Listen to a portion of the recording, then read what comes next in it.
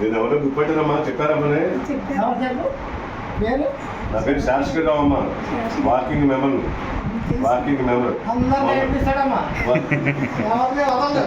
మొన్న మీరు వచ్చారు కదా అక్కడ కనకరాజు గారి దానికి ఆవాళ్ళు చూడలేదు, చూసారని గుర్తులేదు.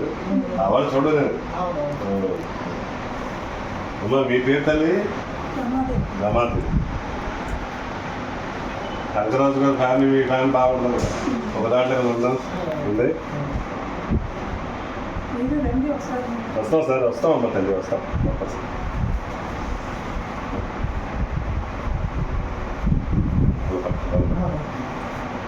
అలా చూడు.